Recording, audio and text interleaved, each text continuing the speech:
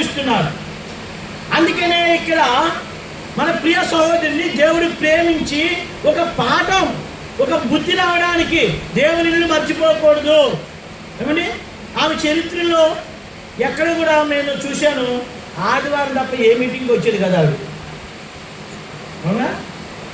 ఒక ఆదివారం కూడా ఇక్కడికి వచ్చేది, ఒక వారం అక్కడికి వచ్చేది, అంతే. మరలా కనబడేది కాదు. ఒక రోజున యవనస్తుల కూడికలో చూస్తే వచ్చి ముందు కూర్చుంది. యవనస్తుల కూడికలు ఏం చేసింది? ముందు కూర్చుంది. ముందు కూర్చుని రోజు 3 పూట్ల వాక్యం వింటుంది. అప్పుడు నేను దేవుడికి వందనాలు చెల్లించాను, ప్రభా మంచి మార్గంలో నడిపించాడు ప్రభా. ఎందుకని? దేవుడు ఆమెను ప్రేమించి శిక్షించాడు. అలాగే హిజ్కియా అని మనం చదివారండి. హిజ్కియా కూడా మరణకరమైన రోగం వచ్చింది. ముగిస్తాను, 2 నిమిషాల్లో ముగిస్తానే. ఈ హిజ్కియా మంచి రాజు. 38వ అధ్యాయము 1వ వచనం చదవండి. యెషయా 38 1వ వచనం.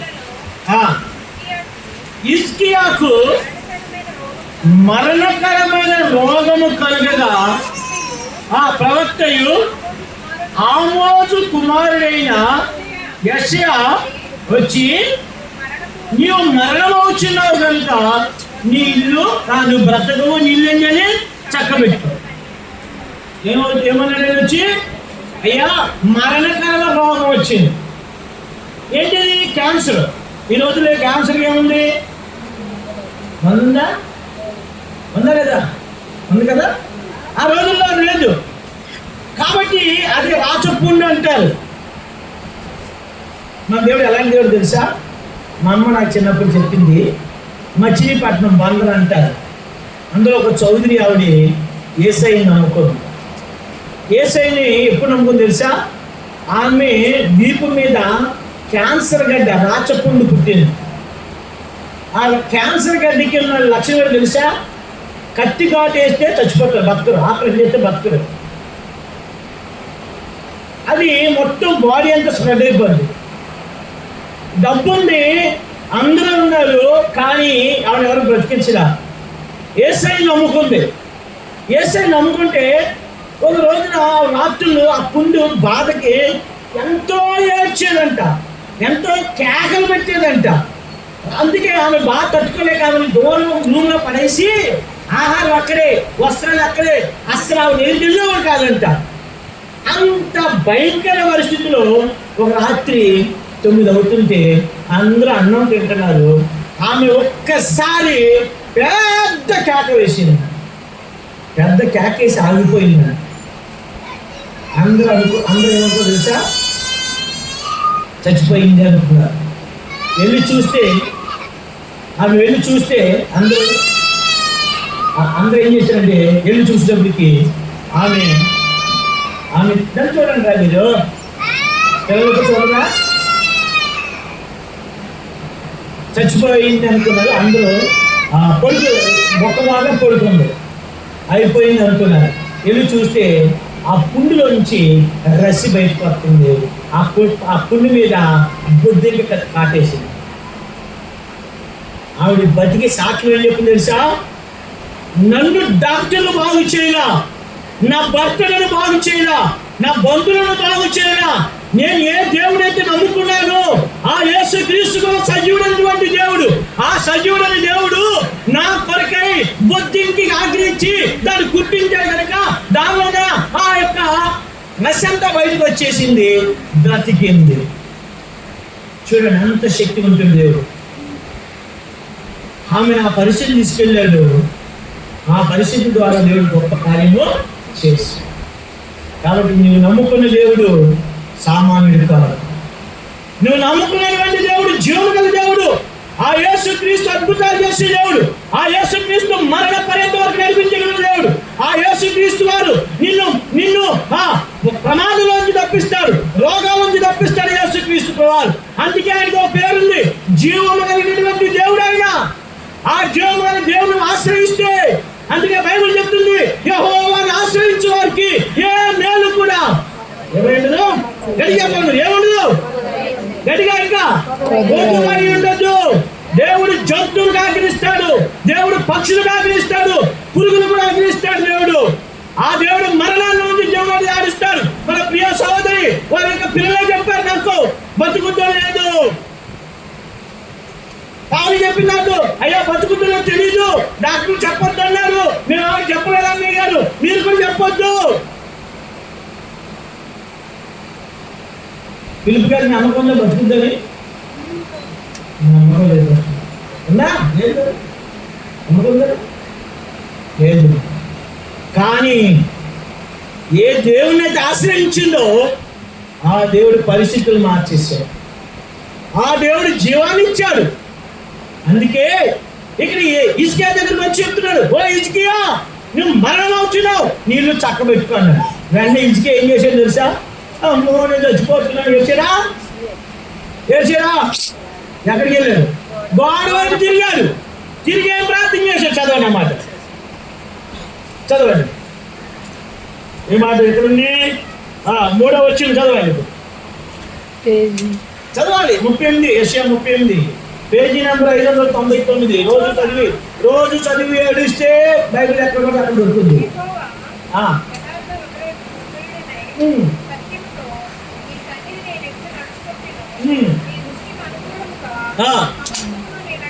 ఏం చేశాడు? ప్రార్థన చేస్తున్నాడు. దేవా నీ దృష్టికి నేను ఎలా ఉన్నాను, ఏ విధంగా నడిచాడు, ఏ విధంగా బ్రతికాడు, ఎలా జీవించాడు నీకు తెలుసు కదా.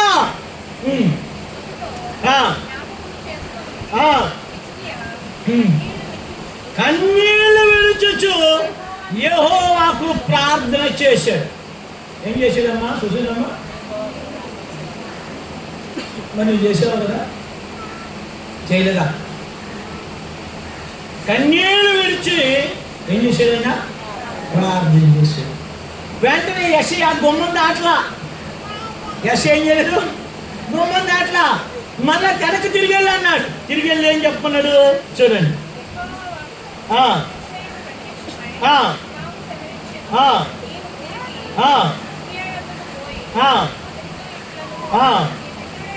చూడండి, నీ పితరుల దేవుడైన దావీదుకు దేవుడు యెహోవా ఇలాగూ సెలవిస్తున్నాడు. ఎలా సెలవిస్తున్నాడు? ఏం చెప్తున్నాడు? చూడండి, జాగ్రత్త వినండి. హిజ్కియా దగ్గరికి వర్తమానం వెళ్ళింది. హిజ్కియా ప్రార్థన చేశాడు. ఇప్పుడు దేవుడు యెషయా దగ్గరికి వెళ్ళి చెప్తాడు, యెషయా నువ్వు తిరిగి వెళ్ళు, హిజ్కియా దగ్గరికి వెళ్ళి చెప్పు. ఏమన్నాడంటే, నీ పితరుల దేవుడైన దావీదు దేవుడైన యెహోవా సెలవిచ్చింది ఏమనగా, నీ కన్నీళ్లు విడిచుట నేను చూచా. ఆయన కన్నీళ్లు విడిచుట భార్య చూడలా, రాజు కన్నీళ్లు విడిచుట పిల్లలు చూడలా, ఆయన కన్నీళ్లు విడిచుట యెషయా చూడలా. చెప్పాడు, వెళ్ళిపోయాడు అంతే. అక్కడ ఎవరు లేరు, దాక్కున్నాడు. అక్కడ గోడ దగ్గరికి వెళ్ళాడు. ఆ గోడ ఒకటే చూసింది కన్నీళ్ళు. కానీ ఆ గోడ దగ్గర ఎవరు చూశారు? దేవుడు, జీవము కలిగిన దేవుడు చూశాడు. అంటే మన కన్నీళ్ళు కూడా దేవునికి లెక్కే. మన కన్నీరు, మన బాధ, మన దుఃఖం కూడా దేవునికి లెక్కే. అలాంటి గొప్ప దేవుడిని కలిగి ఉన్నాం. అలాంటి గొప్ప దేవుడిని అనేక నిర్లక్ష్యపరుస్తాం మనం. అలాంటి గొప్ప దేవుడిని మనం అవమానపరుస్తాం, లెక్కలెక్కలు తీసేస్తాం. అందుకే ఇక్కడ ఈ స్థితిలో తీసుకొస్తారు దేవుడు. హిజ్కియాతో అన్నాడు, ఓ హిజ్కియా నేను ఎవరినో తెలుసా? నీ పితరులు దావీదుకు దేవుడు యెహోవా ఇలాగూ సెలవిస్తున్నాడు, నీవు కన్నీళ్ళు విడిచి చూసా, నీ ప్రార్థన అంగీకరించా, ఇంకా 15 సంవత్సరాలు బతుకుతావు పో అని ఇచ్చాడు. 15 సంవత్సరాలు బతికించాడు. ఇప్పుడు బాగుపడిన తర్వాత ఆయన ఏం చేసేది తెలుసా? మళ్ళీ పాల పట్టుకుని వచ్చెత్తుకుని ఏమన్నా వెళ్ళాడు అనుకో, 15 రోజులు కూడా 15 సంవత్సరాలు పక్కన ఏముంటుంది? 3 సుమారు పీకేస్తారు. అక్కడ పీకేసాడుకో మనలేమవుద్ది? అప్పుడు బాగుపడి రచించాడు. 9వ వచ్చిన రండి. అప్పుడు అప్పుడు హిజ్కియాకి డౌట్ వచ్చింది. నేను బాగుపడ్డానా లేదా తెలుసుకోవాలంటే సూచన అడిగాడు. సూచన మనం సూచన అడుగుతాం కదా. ఇప్పుడు ఇటు వరకు మన చిన్నప్పుడు నన్ను చూడండి అనేది, ఇప్పుడు వాచ్ చూస్తాం, సెల్ ఫోన్ చూస్తాం టైంకి. మన పితరులు వాచ్ టైం ఎలా చూసేవాడు చెప్పమ్మా? చూస్తున్నాము ముందు మన పెద్దలు ఎలా చూసేవాడు? తెలుసా? ఎలా చెప్పాడు? సూర్యుడు. సూర్యుడు ఎలా చెప్తారు కదా. నేను నా చిన్నప్పుడు మా అక్క చెప్పింది, సాగర్ టైం అచ్చం 12 అయింది అని. ఎలా చెప్పాను? నీ నీడ చూసుకోవాలి. మన నీడ మన మీద పడితే కింద పడితే ఏంటి 12. మన నీడ ఇటు పడింది అనుకోండి, ఇటు పడితే అలాగా 9. ఎందుకు? ఇటు పడుతుంది కదా నీడ 9. ఇటు పడింది అనుకోండి 3. ఈ మధ్యలో 3కి 12కి మధ్యలో ఉండే 1, 2, 3 అంటే పక్కన అలాగా. ఇప్పుడు ఆ రోజుల్లో ఎండ గడియారం ఉండేది. ఆ మాత్రం నాన్న తయారు చేశాడు. ఎండను బట్టి టైం చెప్పుకోవాలి. ఇప్పుడు ఎండ 10 మెట్లు వెళ్ళిపోయింది. 10 మెట్లు వెళ్ళిపోతే తీసుకెళ్ళాడు. ఇప్పుడు ఈ కేసు ఏం చేయాలి రాదన్నాడు. వెళ్ళిపోయిన ఎండ వెనక్కి రావాలి. సంభవమా? జరుగుద్దా? వెళ్ళిపోయిన టైము తిరిగి వస్తుందా? కాబట్టి ఈయన అన్నాడు తెలివిగా, వెళ్ళిపోయిన 10 మెట్లు వెనక్కి రావాలన్నాడు. వచ్చి చూశాడు, వెనక్కి జరిగింది. అందుకే శాస్త్రవేత్తలంట సృష్టి ఎప్పుడు ప్రారంభమైంది అని అనుకుంటూ వెళ్తే 24 గంటలు మిస్ అయిపోయిందట. 24 గంటలు కనబడలేదండి.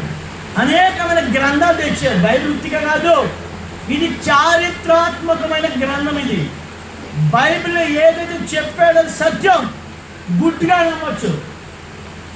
24 గంటలు పోతే అనేకమైన గ్రంథాలు తెచ్చారు, ఎక్కడ కనబడలేదు. ఒక సైంటిస్ట్ చెప్పాడట, ఒరే మీరు ఏ గ్రంథం ఎత్తుకుని దొరకదురా, ఒక గ్రంథంలో దొరుకుతుందిరా, బైబిల్ తెచ్చుకోండిరా, బైబిల్లో దొరుకుతుందిరా అన్నాడు.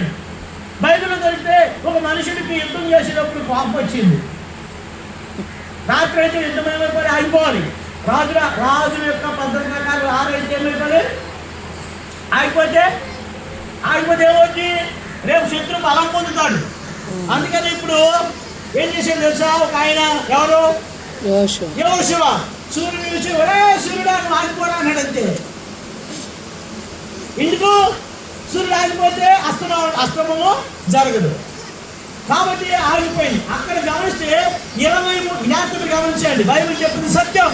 23 గంటల 20 నిమిషాలు ఆగిపోయాడు సూర్యుడు.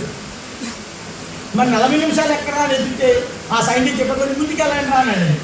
ముందుకెళ్తే 10 మెట్లు 40 నిమిషాలు వెళ్ళిపోయిన సూర్యుడు ఎక్కడికి వచ్చాడు? 40 నిమిషాలు వెనక్కి వచ్చాడు. ఇది బైబిల్ చెప్పిన చారిత్రాత్మక సత్యం. ఇంత గొప్ప స్వస్థత ఇచ్చాడు, సూచన ఇచ్చాడు. ఇప్పుడు స్వస్థపడిన తర్వాత ఏమని జరిగింది? ఎక్కడికి వెళ్ళారు ఇప్పుడు? రండి, ఇప్పుడు 9వ వచనం చదవండి.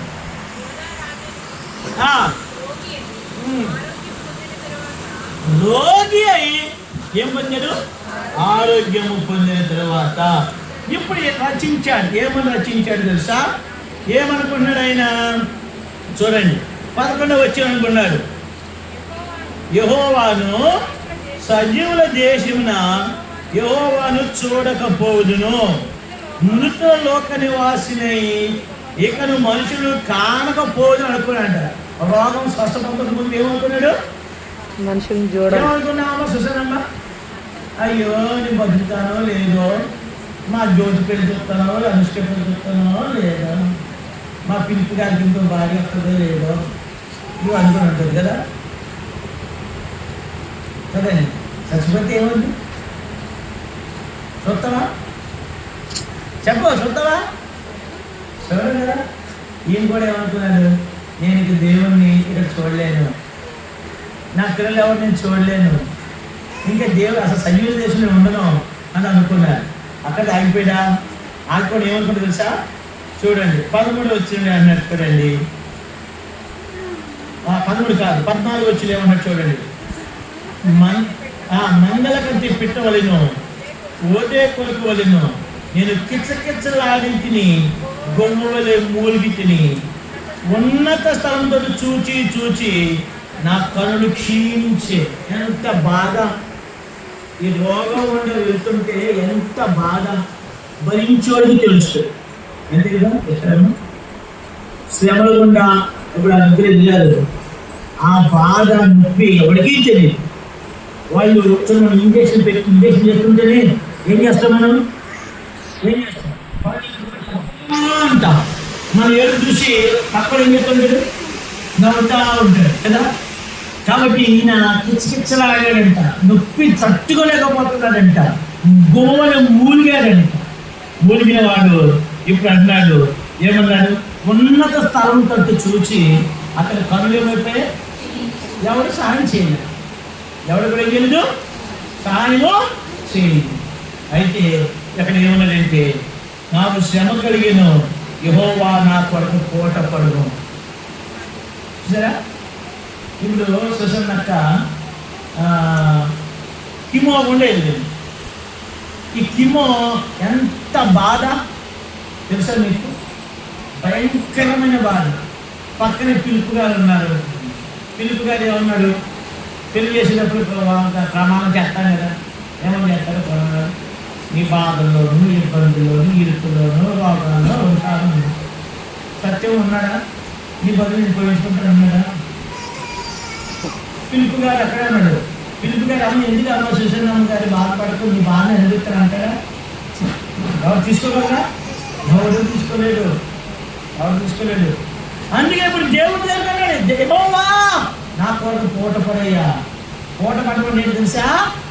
పూట పట్టడం ఏంటి చెప్పండి. పూట పట్టడం ఏంటి? ఉదాహరణకు ఒక తల్లి ఉంది. ఇప్పుడు మోసేగాడు గన్యమనము, మోసేగాడు దొంగతనం చేశాడు. ఇంకా వాళ్ళు పెద్దింటోళ్ళు, మోసేగాడు చిన్నట్టు. ఆయన కట్టేసి కత్తులు తెచ్చి కర్రలు తెచ్చి బాగా ఎత్తామని చూస్తున్నారు. అప్పుడు వాళ్ళ అమ్మ ఏమంటుంది, అయ్యా నిడిచిపెట్టి నన్ను కొట్టండి అని అందా. బాగా అంటావా ఎలాగంటారా? అంటే అర్థమైంది అన్నాడు, అయ్యా నా కొరకు పూట పడయ్యా, నా బాధను తీసుకోయ్యా. కాబట్టి దేవుడు స్వస్థపరిచాడు. ఇప్పుడు తీర్మానం తీసుకున్నాడు. ఏమని 15వ వచ్చింది, నేనేమందును, ఆయన నాకు మాట ఇచ్చాను, ఆయనే నెరవేర్చి. ఏమని మాట ఇచ్చాడు? నీ కన్నీళ్ళు విడిచి చూచా, నేను స్వస్థపరిచే యెహోవాను నేనే, గాయం పెట్టివాడు నేనే, గాయం కట్టివాడు నేనే, నీకు రోగం ఇచ్చిన వాడు నేనే, రోగాన్ని బాగుపరిచేవాడు నేనే, నేను పొందిన దెబ్బలు, నేను పొందిన గాయాలు నీకు స్వస్థత తీసుకుని వస్తున్నాయి. యేసు క్రీస్తు యొక్క రక్తము స్వస్థత తీసుకుని వచ్చింది. అందుకే 33 అంటాడు దేవుడు, నేను దానికి ఆరోగ్యమైన స్వస్థతను మళ్ళా రప్పించుకున్నాను, సత్య సమాధాన సమృద్ధిగా బయలుపరుస్తాను. ఆరోగ్యం ఎలా వచ్చినప్పుడు డాక్టర్ వల్ల రాలేదు, మందుల వల్ల రాలేదు. యేసు క్రీస్తు వారు శిలువలో కార్చిన ప్రశస్తమైన రక్తము, ఆయన పొందిన దెబ్బలు, ఆయన పొందిన గాయాలు ఇప్పుడు సుసన్నము కానీ నీకు కానీ నాకు కానీ స్వస్థ తీసుకుని వచ్చింది. అందుకే మలాకి 4:2 అంటాడు, నీతి సూర్యుడు మీ పైన ఉదయించిన రెక్కల ఆరోగ్యాన్ని కలుగుతుంది.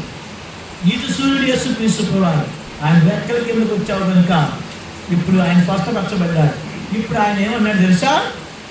నా సంవత్సరంలోని నేను మెల్లగా నడుచుకోండి. ఇప్పుడు వరకు స్పీడ్గా నడిచావు. ఎందుకు నడిచావమ్మా? ఎవరైనా చుట్టాలు వచ్చి చూసన్నక్కయ్య రేపు ఆదివారం అమ్మాయి ఫంక్షన్ రాలే అని మీ చెల్లిలో, మీ అన్నో, మీ ఇంట్లో, మీ పాలివాళ్ళు వచ్చేనుకోండి, ఒక్కళ్ళు మందిరమే ఉంది వచ్చేస్తా అనేసి వెళ్ళిపోయింది. ఇప్పుడు ఏం చేయాలి? ఎలా నడుచుకోవాలి? నెమ్మది. ఈ జబ్బు రాకపోతే 3 అడుగుల పిలుపుకే పేకట్టుకుందాలి, పేకట్టుకోకూడదు. ఇంకా చచ్చి బ్రతికావు కనుక ఇసుకి ఏమన్నాడు? నేను మెల్లగా నడుచుకుంటా. నేను 2009లో చచ్చి బ్రతికాను కనుక అన్ని విషయాల్లో నేను మెల్లగా నడుచుకుంటున్నాను. కాబట్టి మీ జీవితంలో కూడా మీరు బాధలు గుండా ఇబ్బందులు గుండా వెళ్తున్నప్పుడు దేవుని దగ్గర అడగాలి, దేవా ఎందుకు వచ్చింది ఈ శ్రమ, ఈ బాధ ఎందుకు వచ్చింది, ఈ దుఃఖం ఎందుకు వచ్చింది అని మనం అడిగితే దేవుడు చెప్తారు. కాబట్టి హిజ్కియా అప్పటి వరకు ఉన్నటువంటి హిజ్కియా జీవితం మారిపోయిన హిజ్కియా ఇప్పుడు దేవుణ్ణి ఆరాధిస్తున్నారు. రండి రండి 15 వచ్చి ఏమన్నట్టు చూడండి, ముగిస్తాను 5 నిమిషాలు. అన్నయ్య గారు ప్రారంభించే బాగుంటున్నారుగా. చదువు 15 వచ్చింది. 17 మిక్కుటమైన ఆయాసము నాకు నెమ్మది కలుగుటకు కారణం. ఏమైంది ఇప్పుడు? కిమోన్ వెళ్ళింది, ఏమొచ్చింది? ఆయాసం వచ్చింది, బాధ. ఎంత బాధ? మిక్కుటమైన ఆయాసం. ఇప్పుడు ఏమైంది? ఇప్పుడు నెమ్మది వచ్చింది.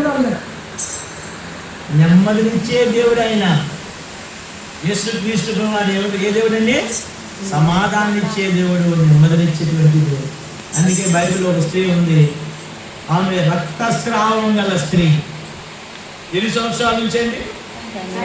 12 సంవత్సరాల నుంచి రక్తం కారుతూనే ఉంది. లూకాసు వార్త రాశాడు, అనేక వైద్యుల చేత తిప్పలు పడిందని, డబ్బులు వేస్ట్ చేసుకుంది, సమస్తమును పోగొట్టుకుంది. చివరికి వచ్చి యేసు ప్రభు వారిని మొక్కుకుంది. అక్కడ రాశాడు, ప్రభావం బయలు వెళ్ళింది. ప్రభావం. అందుకే యెహోవా ప్రభావం అయినటువంటి వాడు. యేసుక్రీస్తు వారి ప్రభావం కలిగినటువంటి దేవుడు. ఆయన ముట్టిన వారందరూ, ఆయన విశ్వాసం ఉంచిన వారందరూ, ఆయన నమ్మిన వారందరూ ఏం చెప్పారంటే బాగు చేయదు. కాబట్టి యేసుక్రీస్తు వారు అడిగారు, నన్ను ఎవరో ముట్టారు. శిష్యులు ఏమన్నారు? ఓ జాయిసం ఏమన్నారు? ఎదుర్కోమన్నారా? ఏమన్నారు? బాబా ఇంతమంది జనంలో ఎవడ పడ్డాడు మాకేం తెలుసు. అప్పుడు ఆ స్త్రీ గడగడ వణుకుతూ వచ్చి, ప్రభువా నేనే ప్రభువా. అప్పుడు యేసు ఏమన్నాడు? కుమారి నీ విశ్వాసం నేను స్వస్థపరిచింది, నువ్వు సమాధానంగా దాని వెళ్ళిపో. కాబట్టి వండిస్తాడు దేవుడు, రోగం స్వస్థిస్తాడు. రెండోది ఏమిస్తాడు? రోగం అంటే సమాధానం ఉంటుందా ఇంట్లో? ఉందా మీ ఇంట్లో? నువ్వు హాస్పిటల్లో ఉన్నప్పుడు ఉందా సమాధానం? ఎంత కలవరం ఉంటుంది. హాస్పిటల్ ఉంటే ఎంత బాధ, ఎంత ఇబ్బంది, ఏమిటి ఎంత వేదన. కానీ యేసుక్రీస్తు వారి రోగం స్వస్థపరిచే దేవుడు. రెండవది సమాధానం ఇచ్చే దేవుడు. ఈ మాట కనుకున్నట్టు ఈయన ఇప్పుడు ఆయన ఒక తీర్మానం తీసుకున్నాడు, నువ్వు కూడా అది తీసుకోవాలి. 20 వచ్చిన, నా జీవిత దినములన్నీ యెహోవా మందిరములో కంటి వాయిద్యములు వాయు. మనమైతే ఏముందో బతికి దినాలన్నీ చుట్టాలింటికి వెళ్తాం, బతికి దినాలు ఫంక్షన్కి వెళ్తాం, నిశ్చిత ఫంక్షన్కి వెళ్తాం, పెళ్ళికి వెళ్తాం, బొబ్బాయికి వెళ్తాం, ఆదివారం మాత్రం మానేస్తాం. ఎలా అనుకున్నావా? ఇసుక ఏమనుకున్నాడు? నా జీవిత దినాలన్నీ యెహోవా మందిరములో తంతి వాయిద్యములు అంటే ఆరాధిస్తా. నేను బ్రతికిందానికి కారణం నా దేవుడు, నేను బ్రతికడానికి కారణము నా ప్రభువు. నన్ను బ్రతికించాడు కనుక నా జీవితం అంతా ఎవరిది? ఎవరిదమ్మా చెప్పాలి. పొలాన్ని కాదు, బంధువులు కాదు, పిలుపని కూడా మర్చిపోయి ఆదివారం పని చేయండి శమకం. ఏం చేయాలి? ప్రభువుది. ప్రభు పలికి జీవించాలి. అలా నువ్వు చేస్తే హిజ్కియాను దీవించిన దేవుడు నిన్ను కూడా దీవిస్తాడు. అందుకే ఇప్పుడు నేర్చుకోవాల్సింది ఏంటంటే శ్రమ కలుగు మునుపు యేసు ప్రభువు శ్రమల ద్వారా ఏం నేర్చుకున్నాడు? చెప్పాలి, ఏం నేర్చుకున్నాడు? విధేయత నేర్చుకున్నాడు. హిజ్కియా ఈ శ్రమల్లో ఏం నేర్చుకున్నాడు? మెల్లగా నేర్చుకున్నాడు, భక్తిగా జీవితం నేర్చుకున్నాడు, దేవుని ఆరాధించుట నేర్చుకోండి. అలాగున నేను కూడా ఇలాంటి జీవితాలను కలిగి ఉంటే దేవుడు ఇంకా బహుగా దేవుడు ఏం చేస్తాడు? దీవించి ఆశీర్వదిస్తాడు. అట్లా ఆశీర్వించినట్టుగా ప్రభు సహాయము చేయండి. మోకరించండి. సోదరుడు సుసన్న అక్కని బట్టి సుసన్న